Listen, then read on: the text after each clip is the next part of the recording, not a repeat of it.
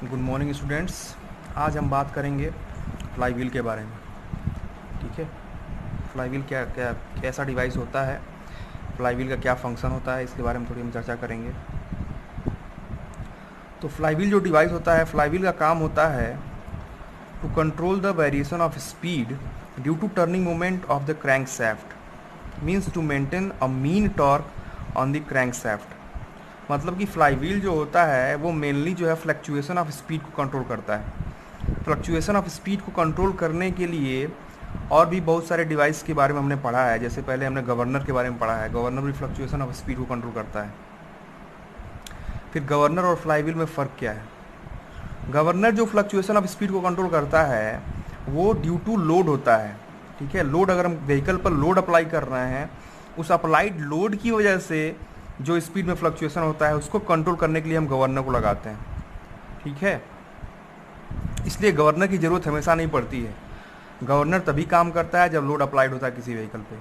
लेकिन fly wheel जो है इंजन में जो कंबस्शन होता है, सिलेंडर के अंदर जो कंबस्शन होता है, उस कंबस्शन की वजह से जो फोर्स डेवलप होता है और उस डेवलप्ड फोर्स की वजह से जो स्पीड में वेरिएशन होता है, उस वेरिएशन को कंट्रोल करने के लिए हम फ्लाई व्हील लगाते हैं। तो फ्लाई व्हील की ज़रूरत हमेशा पड़ती है। फ्लाई व्हील जो है कॉन्टिन्यूस वर्क करता है। ठीक है, जैसे हमने पढ़ा भी है इंजन के बारे में, थोड़ा बहुत मैंने आपको बताया भी है कि इंजन में क्या होता है। ये हमारा सिलेंडर है, ठीक है, और इस सिलेंडर में जब कंबस्शन होता है तो इस पिस्टन पे फोर्स आता है। ठीक है, और ये फोर्स फिर कनेक्टिंग रॉड के थ्रू इस क्रैंक शाफ्ट पे आता है। ठीक है, अब इस क्रैंक शाफ्ट पे जब फोर्स आता है तो ये क्रैंक शाफ्ट फिर घूमना शुरू करता है। ठीक है, ये साइकिल में घूमना शुरू करता है। तो मतलब इस क्रैंक शाफ्ट पे एक टर्निंग मोमेंट काम करता है। टर्निंग मोमेंट कहें चाहे टॉर्क कहें, एक ही बात है, एक टॉर्क काम करता है। ठीक है, और ड्यू टू दिस टॉर्क ये जो क्रैंक शाफ्ट है इसका रिवॉल्यूशन होता है। ठीक है, और फिर ये जो पावर, जो रिवॉल्यूशनरी पावर है, ये पावर फिर व्हीकल तक जाता है तो व्हीकल हमारा चलता है।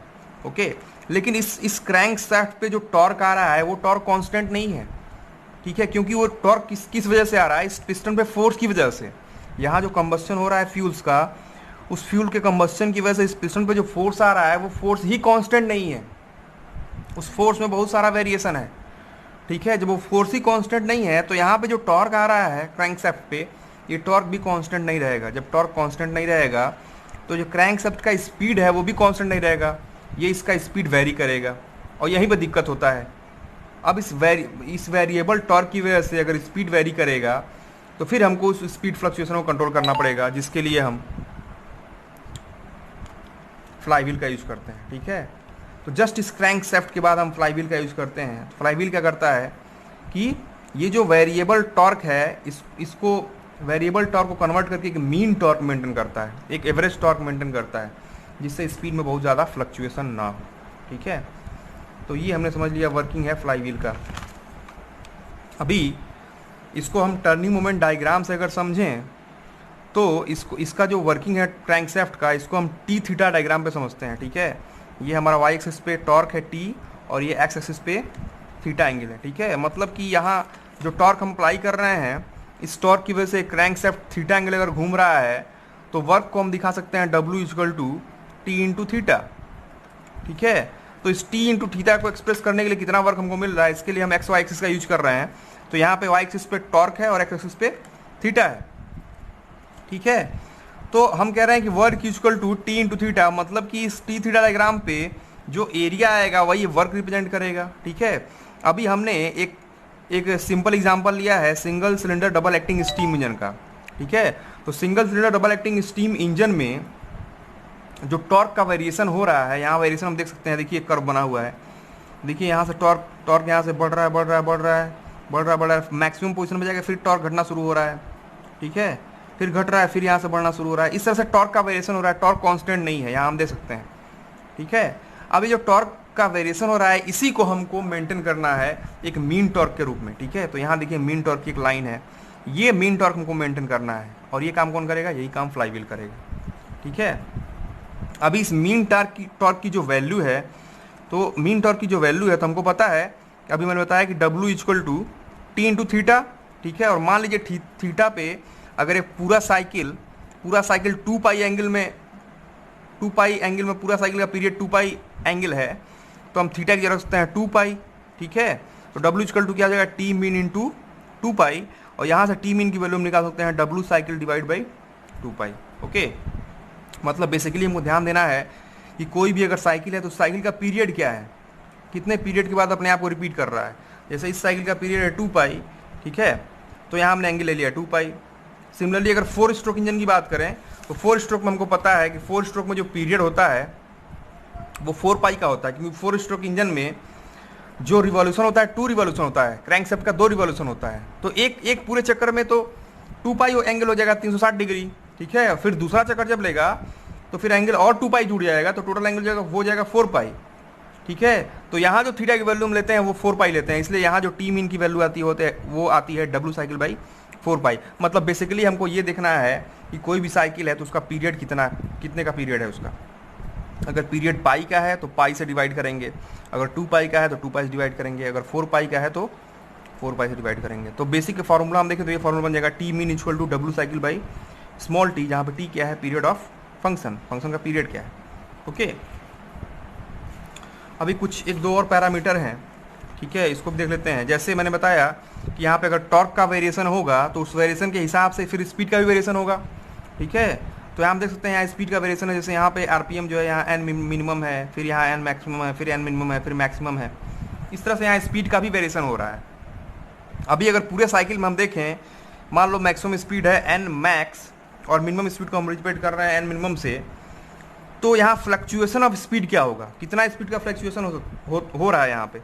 तो हम कह सकते हैं fluctuation of speed equal to N maximum minus N minimum, ठीक है, इतना फ्लक्चुएशन ऑफ स्पीड हो रहा है, ठीक है।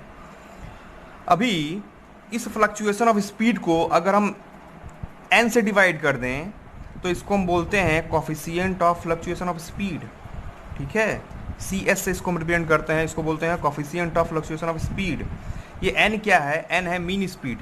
मीन स्पीड मतलब एन इक्वल टू यहाँ लिखा है N maximum plus N minimum by 2।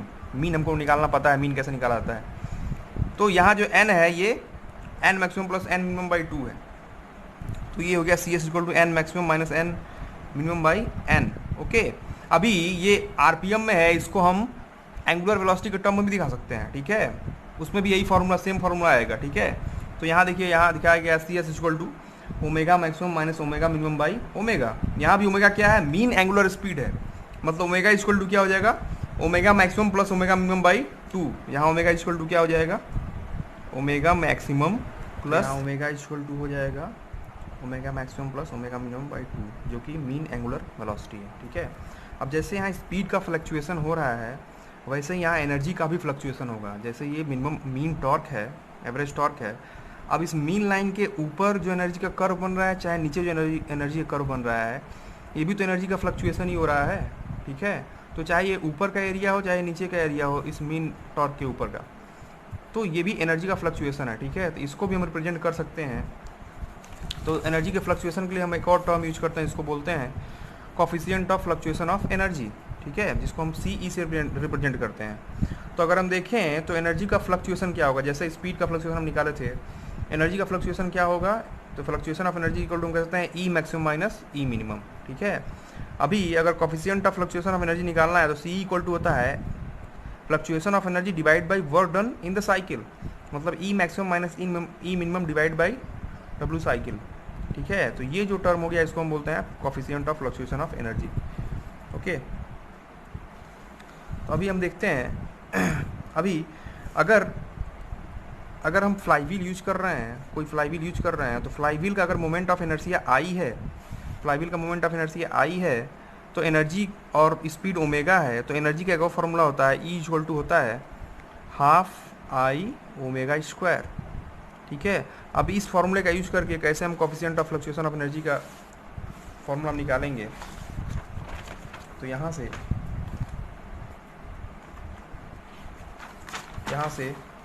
जैसे कि हमको पता है कि डेल्टा ई इक्वल टू होता है ई मैक्सिमम माइनस ई मिनिमम, तो अगर हम ई मैक्सिमम की बात करें तो ये क्या हो जाएगा फिर हाफ आई ओमेगा मैक्सिमम का square minus half I omega minimum का स्क्वायर, ठीक है। अब यहाँ से हाफ आई हमने कॉमन ले लिया है, अभी omega maximum square minus omega minimum square, तो हमको पता है A square minus B square का फॉर्मूला है, A square minus B square equal to क्या होता है, ए माइनस बी ब्रैकेट में और ए प्लस बी, ठीक है। तो similarly omega maximum square minus omega minimum square को हम ब्रेक कर सकते हैं। तो ये क्या हो जाएगा, omega maximum minus omega minimum, और दूसरे ब्रैकेट में omega maximum plus omega minimum. अभी हमने क्या किया, इस पूरे में 2 ओमेगा से मल्टीप्लाई कर दिया है और 2 ओमेगा से डिवाइड कर दिया है, ठीक है। तो यहाँ देखो ध्यान से, तो omega maximum plus omega minimum by 2, ये क्या हो जाएगा, ये तो एवरेज एंगुलर स्पीड हो गया। तो ये जो पूरा टर्म है इसको हम बोल सकते हैं ओमेगा, जो कि एवरेज एंगुलर स्पीड है, ओके। और omega maximum minus omega minimum divide by omega, मतलब divide by average angular speed, इसको हम बोलते हैं coefficient of fluctuation of speed. तो ये पूरा बन गया सी एस, और ये बन गया ओमेगा, ऑलरेडी एक ओमेगा है, तो ओमेगा इंटू ओमेगा क्या हो जाएगा, ओमेगा स्क्वायर, 2 से 2 कैंसिल हो जाएगा, ठीक है। तो यहाँ फिर फॉर्मूला क्या बनेगा, delta E equal to I omega square C S, ठीक है। ये भी एक कोफिशिएंट ऑफ, ये भी एक फ्लक्चुएशन ऑफ एनर्जी का फॉर्मूला हो गया, delta E equal to I omega square C S.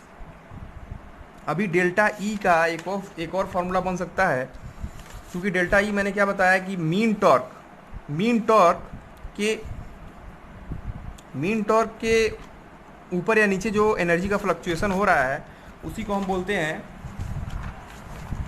Fluctuation of energy. तो डेल्टा ई का एक और फॉर्मूला निकल के आएगा कि इंटीग्रेशन ऑफ टी, जो टॉर्क का वेरिएशन है एबव और बिलो द टी मीन, मतलब अगर, तो यहाँ हम कह सकते हैं कि T minus T mean into D theta, ठीक है। ये क्या हो जाएगा, coefficient of fluctuation of energy का एक और फॉर्मूला बन जाएगा, integration of T minus T mean D theta, ठीक है। तो ये भी एक फॉर्मूला बन जाएगा। अभी अगर हम देखें तो यहाँ पे टर्निंग मोमेंट डायग्राम अगर हम देखें single cylinder 4 stroke IC engine के लिए, तो यहाँ हम देख सकते हैं ये डायग्राम कुछ ऐसा बना है। हमने वर्किंग पढ़ा भी है, सिंगल 4 स्ट्रोक आईसी इंजन का वर्किंग कैसे होता है, ठीक है। तो हमको पता है कि उसमें 4 स्ट्रोक आईसी इंजन में 4 वर्किंग स्ट्रोक होते हैं, ठीक है। सक्शन, कंप्रेशन, पावर स्ट्रोक और एग्जॉस्ट, ठीक है। ये 4 वर्किंग स्ट्रोक होते हैं। तो इसमें मैंने बताया था आप लोगों को कि केवल पावर स्ट्रोक में ही हमको एनर्जी मिलता है, बाकी 3 स्ट्रोक सक्शन, कंप्रेशन और एग्जॉस्ट में हमको एनर्जी देना पड़ता है, ठीक है। तो यहाँ देखो टी थीटा जो डायग्राम बना है, तो यहाँ देखो ये तीनों जो स्ट्रोक है, ये सक्शन स्ट्रोक है जो कि 0 से पाई एंगल तक है, ठीक है। हमको पता है आधे रिवॉल्यूशन में एक स्ट्रोक होता है, ठीक है। तो आधा रिवॉल्यूशन मतलब कितना एंगल हो गया, 180 डिग्री, 180 डिग्री मतलब पाई एंगल। तो सक्शन स्ट्रोक में 0 से पाई एंगल तक ये सक्शन स्ट्रोक हो गया, ठीक है।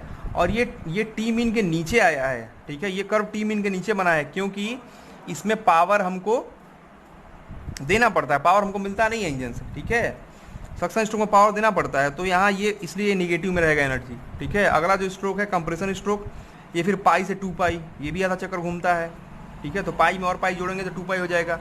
अब ये भी जो है टी मीन के नीचे ही है, मतलब ये भी निगेटिव है, क्योंकि यहाँ भी हमको एनर्जी देना ही पड़ेगा। लेकिन जैसे ही तीसरे स्ट्रोक में हम जाएंगे पावर स्ट्रोक में, तो ये फिर हो जाएगा 2 पाई से 3 पाई, अगेन पाई एंगल ऐड हो जाएगा इसमें। अब ये जो मिल रहा है पावर स्ट्रोक, इसका कर्व देखो बिल्कुल टी मीन के ऊपर गया है, ठीक है। मतलब ये पॉजिटिव है, मतलब यहाँ हमको एनर्जी मिल रहा है, ठीक है। यहाँ पे हमको एनर्जी मिल रहा है, इसलिए पॉजिटिव में आ गया। अगेन जो अगला स्ट्रोक है एग्जॉस्ट स्ट्रोक, उसमें अगेन पाई एंगल और जोड़ देंगे तो 3 पाई प्लस पाई कितना हो जाएगा, 4 पाई, ठीक है। और अगेन ये नीचे की तरफ बना है टी मीन के, और ये निगेटिव हो गया क्योंकि यहाँ भी पावर हमको देना पड़ेगा, यहाँ पावर हमको मिलेगा नहीं, यहाँ पावर हमको देना पड़ेगा। तो 4 स्ट्रोक में ध्यान से देखा जाए तो सक्शन में, कंप्रेशन में और एग्जॉस्ट में ये तीनों एनर्जी जो है निगेटिव है, टी मीन के नीचे है, क्योंकि इन तीनों में पावर हमको देना पड़ेगा। जबकि पावर स्ट्रोक में हमको पावर मिलेगा, एनर्जी हमको मिलेगा। तो ये देखो टी मीन के ऊपर बना है और ये पॉजिटिव कर्व से दिखाया गया, ठीक है। तो ऐसे कुछ वर्किंग होता है फ्लाईव्हील का। और वर्क डन पर साइकिल जो हमने बात किया, वर्क डन पर साइकिल का टी इंटू थीटा, तो इसको हम एक और फॉर्मूला दिखा सकते हैं, W cycle equal to integration of T D theta, जिसका इंटीग्रेशन का लिमिट क्या होगा, 0 से स्मॉल टी। यहाँ पर टी क्या है, T period of the function है, ठीक है। उस फंक्शन का क्या पीरियड है, जैसे मैंने बताया कि अगर पाई पीरियड रहेगा 0 से पाई हो जाएगा, अगर 2 पाई पीरियड रहेगा तो फिर लिमिट हो जाएगा 0 से 2 पाई। 4 पाई रहेगा, जैसे 4 स्ट्रोक इंजन का जो पीरियड है 0 से 4 पाई है, तो इसका लिमिट क्या हो जाएगा, 0 से 4 पाई। तो जो भी सिस्टम रहेगा, जो भी साइकिल रहेगी, उसका जो भी पीरियड रहेगा उसी को यहाँ पे हम लिखेंगे, उसी को लेके हम वर्क डन पर साइकिल निकालेंगे, ठीक है। तो ऐसे इन सारे फार्मूला का यूज करके हम जो फ्लाईव्हील के न्यूमेरिकल उनको सॉल्व करेंगे। ठीक है, थैंक यू।